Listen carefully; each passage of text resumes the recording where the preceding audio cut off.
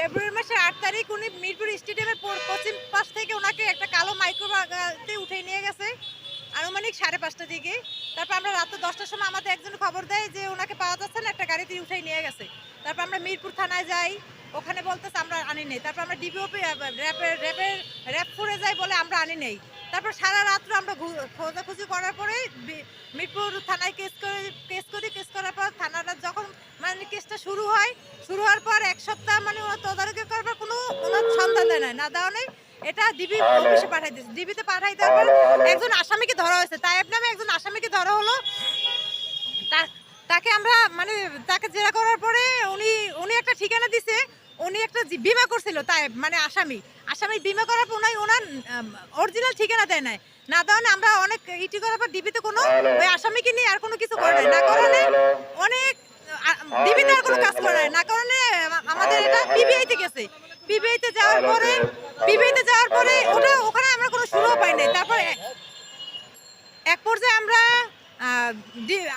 র্যাবের ক্রসফায়ারের জিয়া ওনার কাছে গেছি।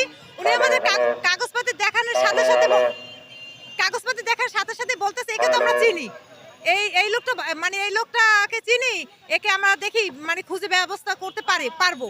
তারপর আমরা অনেক আশ্বাস আপনারা কালকে আসেন, কালকে মানে 1 সপ্তাহ পর আসেন। 1 সপ্তাহ পরে গিয়ে বলতেছে আমাদের হাতে কিছু নাই, এখান থেকে আসছিল, এখান থেকে নিয়ে গেছে। নিয়ে যাওয়ার পরে আমরা ওনার কাছে অনেক কাগজে মনোযোগ করছি যে কোথায় আছেন।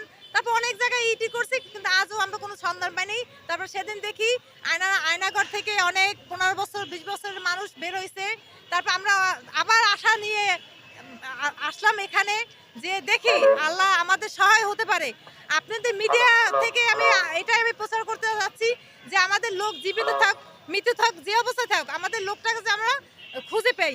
বৈষম্য আন্দোলন হয়ে যারা আমাদের এই বিজয় অর্জন করে এনেছে, তাদের কাছে আমাদের দাবি আমাদের এই লোকগুলো যত পরিবার গুম হওয়া ফ্যামিলি, তাদের এই লোকগুলো আপনি একটু সন্ধান দেন।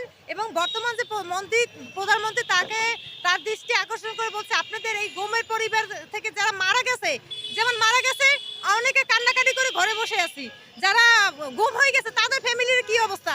এই ছেলে তখন ইন্টারে পড়ে, তার একটা ছেলে সে দাদা করে, কিন্তু সে দাদাকে পাচ্ছে না। তখন 12 বছর বয়স ছিল, বড় হয়ে গেছে, তার এখন সে তার বাবাকে পাচ্ছে না। আর একটা ছেলে 7 বছর বয়স, সে এখন সিএসসিতে পড়তেছে। আমার বোন মানে কান্না করতে করতে সে তো চোখ, সে আজ এখানে আসতে পারে নাই, সে উঠে দাঁড়াইতে পারতেছে না। সে মানে এই বাচ্চা পোলাপান নিয়ে যে কি করছে সেটা আল্লাহ জানে, এবং আমরা চোখের সামনে দেখছি। আপনাদের মিডিয়ার মাধ্যম থেকে আমরা ভাইকে বলতে চাই আমাদের যে অবস্থায় আসুক, আমাদের জীবিত বা মৃত্যু এইটাই আমাদের সন্ধান দেন। আপনাদের কাছে এটা আমাদের আকুল আবেদন এবং আকুল রেজিস্টার চেক করে আমাদের লোকটা সন্ধান চাই আমাদের। আর সমস্ত আয়নাঘর আমার যত গোপন জায়গা আছে সব উন্মুক্ত করে সমস্ত লোকদের ছাড়িয়ে দেওক এবং সন্ধান দেওক, এই আমি দেশবাসীর কাছে অনুরোধ করি এবং আপনাদের মিডিয়ার কাছে অনুরোধ করি। ধন্যবাদ।